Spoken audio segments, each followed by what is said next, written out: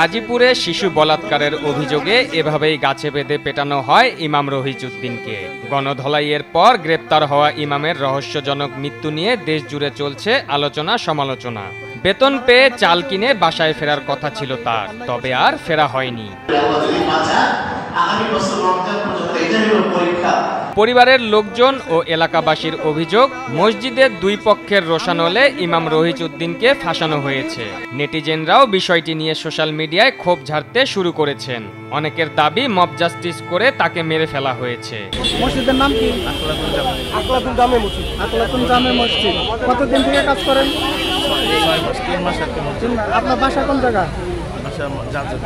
জাজরে বাড়ি। আপনার ওখানে স্থানীয় জাজরে। অভিযোগ ওঠে, রহিজউদ্দিন সম্প্রতি রাতে এক কলেজ ছাত্রকে তার কাছে ঘুমাতে ডেকে নিয়ে যান। পরে ওই ছাত্রকে কোমল পানীয় পান করতে দেন।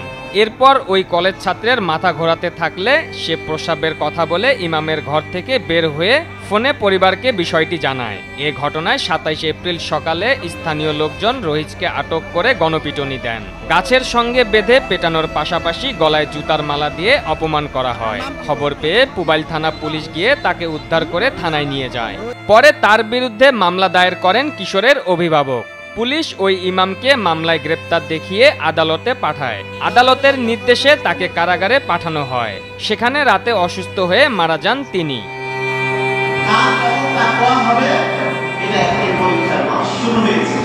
পুবাইল থানার ওসি শেখ আমিরুল ইসলাম জানান, তাকে উদ্ধার করে থানায় আনার পর তার শারীরিক অবস্থা স্বাভাবিক ছিল। হয়তো লোকলজ্জায় টেনশনে এমনটি হতে পারে।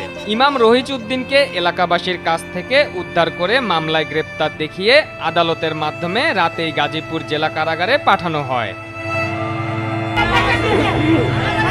রাত ৩টার দিকে তিনি কারাগারে অসুস্থ হয়ে পড়লে দ্রুত শহীদ তাজউদ্দিন আহমেদ মেডিকেল কলেজ হাসপাতালে নেওয়া হলে কর্তব্যরত চিকিৎসক তাকে মৃত ঘোষণা করেন।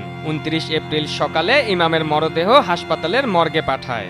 মৃত ইমাম রহিজউদ্দিন গাজীপুর মহানগরের ঝাজর এলাকার মৃত বাদশা মিয়ার ছেলে। তিনি দীর্ঘদিন যাবৎ পুবাইল থানার 29 নং ওয়ার্ডের হায়দ্রাবাদ এলাকার আখলাক জামে মসজিদে ইমামের দায়িত্বে ছিলেন। পারভেজ মোশাররফ, বৈশাখী সংবাদ।